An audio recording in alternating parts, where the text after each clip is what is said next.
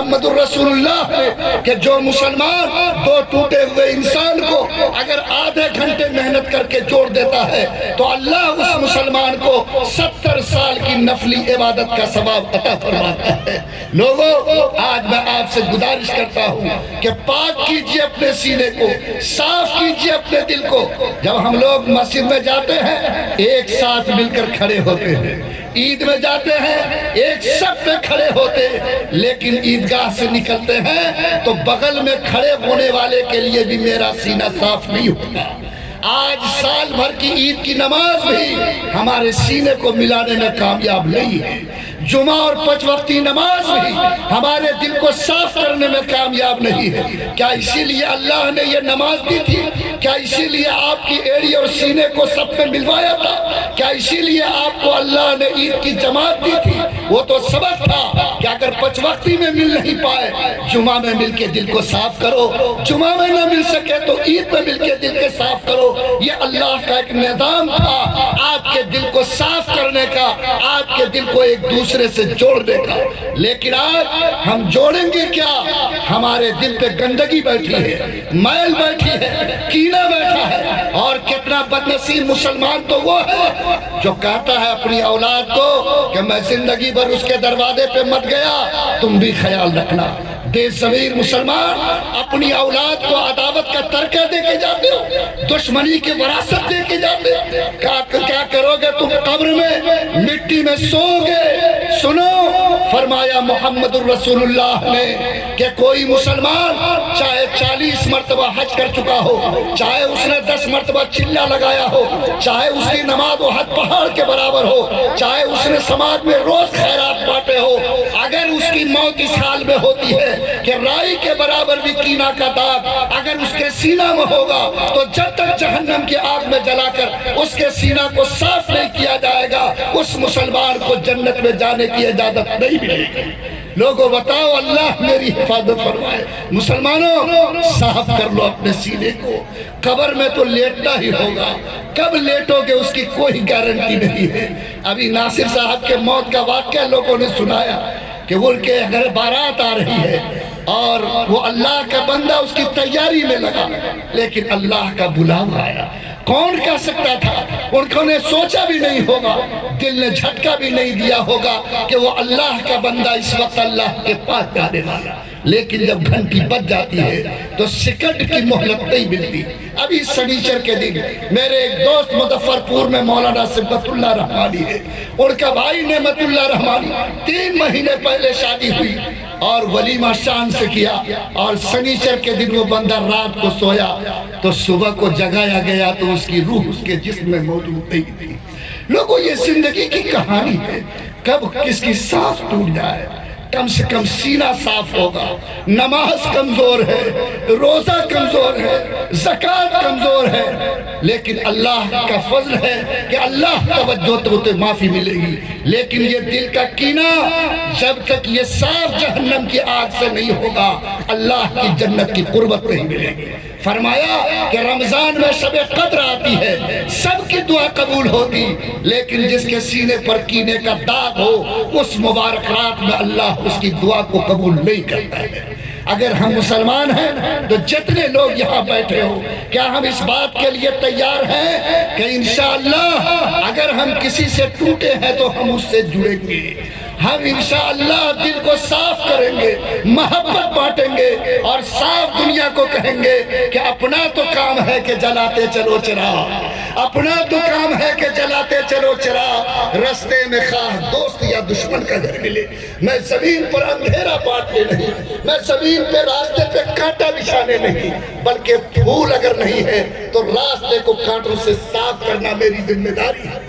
میرا کام اندھیرا بانٹنا نہیں، بلکہ اگر چھوٹی سی دیا جلا کر میں اندھیرے میں کسی کو روشنی دے سکتا ہوں تو میری ذمہ داری ہے کہ وہ روشنی ان تک پہنچاؤں۔ کیا یہ پورا مجمع آج پوری ذمہ داری کے ساتھ یہ بات طے کرتا ہے کہ انشاءاللہ آج وہ اپنے سینے کو صاف کر کے اٹھے گا؟ انشاءاللہ ہاتھ اٹھا کے کہو اللہ کے نام پر، اللہ آپ کے دل کو صاف کر دے۔ بڑی مشکل ہے، بڑی مشکل ہے کہ 2 بھائی میں جھگڑا ہو، بڑے سے کہا کہ جائیے چھوٹے کا ہاتھ پکڑیے، کہتا ہے کہ مفتی صاحب ہم اس سے عمر میں بڑے ہیں، سن لیجیے، ہم جائیں گے اس کا ہاتھ پکڑ لیا۔ چھوٹا سے کہا کہ تم چلے جاؤ، کہتا ہے کہ مفتی صاحب ہم عمر میں چھوٹے ہیں، حیثیت میں اس سے چھوٹے نہیں۔ لوگوں بتاؤ، آج عمر اور حیثیت کی آگ میں جلنے والوں، تمہاری عمر کتنی بڑی ہو جائے، اس کی حیثیت کتنی بڑی ہو جائے، خدا کی قسم اللہ کی اقدار سے بڑی نہیں ہو سکتی۔ اللہ تمہیں حکم دیتا، ان اللہ یرفع، اللہ تعالیٰ کہتا، اور یہ بات کہی جاتی ہے نبی کی طرف سے کہ من تواضع للہ رفعہ اللہ، جو اللہ کے نام پر جھکتا ہے اللہ تعالیٰ اس کو بلندی عطا فرماتا ہے۔ لوگوں، آم کا زمانہ آ رہا ہے، بولو جس ٹہنی میں آم ہو، کیا وہ ٹہنی جھک کے رہے گی کیا کر کے رہے گی؟ جھکنے والا گنوان ہوتا ہے، جھکنے والا پھلدار ہوتا ہے، جھکنے والا قوم کا باعزت انسان ہوتا ہے، اور اکڑنے والا ایک ہوا کے جھوکے میں جب ٹوٹتا ہے تو پھر اس کا وجود بھی باقی نہیں رہتا۔ جھکو گے اللہ عزت دے گا، جھکو گے اللہ بلندی پر پہنچائے گا، اکڑو گے تو تکبر اللہ کی چادر ہے، جو انسان خدا کے تکبر کی چادر کو چھینے گا، اللہ کے رسول نے حدیث قدسی میں فرمایا کہ اللہ اس کے اپنے ٹکڑے کرے گا کہ زمین پر اس کو عزت کی چٹائی بھی نصیب نہیں ہو سکتی ہے۔ آپ کے یہاں بہت ساری جگہوں میں پہاڑ دیکھنے کو ملتا ہے، رانچی میں، بولو اگر اونچائی پہ سائیکل چلانا ہو تو ہم جھک کے پیڈل ماریں گے کہ اکڑ کے پیڈل ماریں گے؟ ارے اوپر جانے کے لیے جھک کے پیڈل مارو گے کہ اکڑ کے؟ ارے جھک کے مارو گے تب نہ اوپر چڑھو گے، جھک کے مارو گے تب نہ اوپر چڑھو گے۔ اور جب اوپر سے نیچے اترنا ہو تو بدن کو ٹائٹ کرنا پڑتا ہے، اکڑنا، جھکنا نہیں پڑتا۔ بدن کو جھکا کے جو چلے گا بلندی پر پہنچے گا، اکڑ کر جو جیے گا نیچے تو جا سکتا ہے، خدا کی قسم اس کو سربلندی نصیب نہیں ہو سکتی۔ بڑا پیارا مجمع ہے یہ، میں اس مجمع کو ایک سبق دے کے جانا چاہتا۔ نیت کرو انشاءاللہ کہ آج کے بعد اگر ہم کسی کو فائدہ نہیں پہنچا سکے تو انشاءاللہ کسی کو نقصان نہیں پہنچائیں گے۔ بولو کرو گے انشاءاللہ؟ ذرا ہاتھ اٹھاتے تو میری ہمت پر اللہ قبول فرمائے۔ اور کیا ہم لوگ دلوں کو جوڑیں گے، محبت کے ساتھ رہیں گے؟ سیکھ لو چوٹی سے سبق، سیکھ لو مدھو مکھی سے سبق، سیکھ لو بھیڑ بکریوں سے سبق، نظر ڈالو قرآن کی آیتوں پر، جوڑو دلوں کو، تمام طرح کی کھائی کو پاٹو، تمام طرح کی دوری کو مٹاؤ۔ کیا ہم لوگ ذات کے نام پر جھمیلا کھڑا تو نہیں کریں گے؟ مت کرو۔ کتنی دور جاؤ گے ذات کی گاڑی پر؟ کتنی دور جاؤ گے؟ اس گاڑی کے پہیے پنچر ہو جائیں گے۔ کتنی دور جاؤ گے ٹولا ٹپر کی گاڑی پر؟ کتنی دوری جاؤ گے مسلک کی گاڑی پر؟ کتنی دور جاؤ گے مختلف ناموں پر؟ سنو، آج معاملہ مسلک کا نہیں، ذات اور برادری کا نہیں، بلکہ آج مسئلہ مذہب اسلام کا ہے۔ کان کھول کر سننا، یاد رکھو، مذہب بچے گا تو مسلک بھی بچے گا، مذہب نہیں بچا تو مسلک کی بھی خیر نہیں ہے۔ درخت بچے گا تو ٹہنی بھی بچے گی، اگر درخت نہیں بچا تو ٹہنی کی بھی حفاظت نہیں ہو سکتی۔ اس لیے اگر اللہ تعالیٰ نے مجھے مسلمان بنایا، میں آپ سے گزارش کرتا ہوں کہ آج کے اس جلسے کا ایک پیغام دل پر نوٹ کیجئے کہ ہم جتنے دن زندگی گزاریں گے انشاءاللہ ایک بن کر زندگی گزاریں گے، اور نیک بنیں گے کہ نہیں بنیں گے؟ یاد رکھیے، اگر کسی کا بدن ناپاک ہو تو وہ اللہ کے گھر مسجد میں جا سکتا ہے، تو جب ناپاک بدن والا خدا کے گھر میں نہیں جا سکتا تو جس کا بدن گناہ سے ناپاک ہو وہ بھی کبھی اللہ کا دوست نہیں بن سکتا۔ بولو یہ کلیئر ہے کہ نہیں ہے؟ ہاں بالکل واضح ہے، صاحب۔ اس کی رحمت کیوں روٹھی ہے؟ لوگ کہتا کہ فلاں ہم کو نقصان پہنچا رہا، کوئی کہتا کہ ادھر سے پتھر آ رہا، میں کہتا ہوں کہ گڈھا تم نے اپنے ہاتھ سے پیر کے نیچے کھودا۔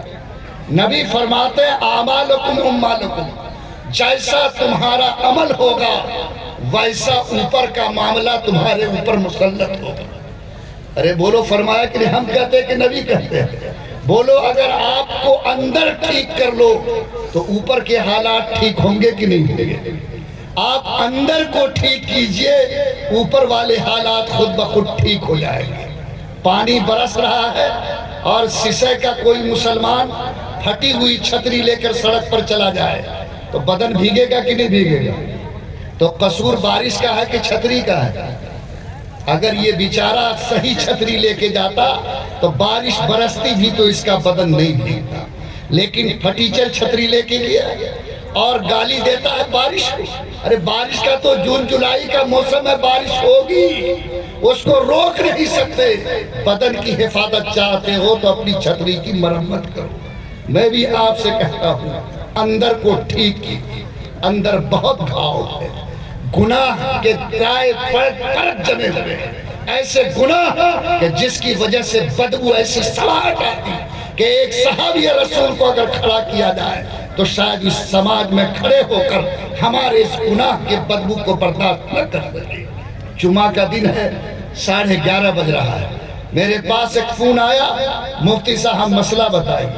میں نے سمجھا کہ جمعہ کا دن ہے، جمعہ کا مسئلہ پوچھتا ہوگا، لیکن اس نے مسئلہ پوچھا کہ مفتی صاحب میرا ایک بھتیجا ہے جو 2-2.5 سال سے کھاتا پیتا ہے۔ ارے کھاتا پیتا کا مطلب سمجھے؟ بھات روٹی نہیں، دارو پیتا ہے۔ ارے بات ہاں سمجھے کہ نہیں سمجھے؟ ہاں، رات کچھ بیسی پی کے آ گیا اور اس کا بیوی سے انبن ہو گیا اور اسی میں اس نے 3 طلاق اپنی بیوی کو ٹھوک دیا۔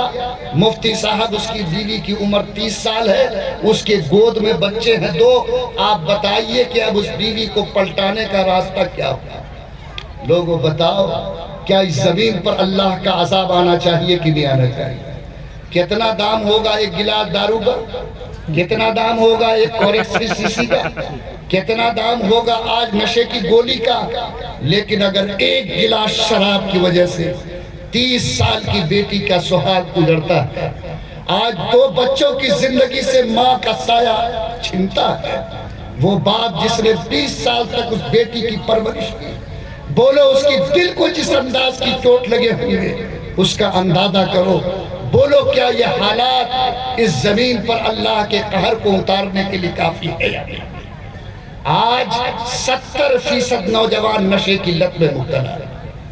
آج یہ حالت ہے۔ میں ابھی ارریہ میں ہمارا شریعہ کا ایک اجلاس کرا رہا تھا، وہاں پر صفائی کا ابھیان چل رہا تھا۔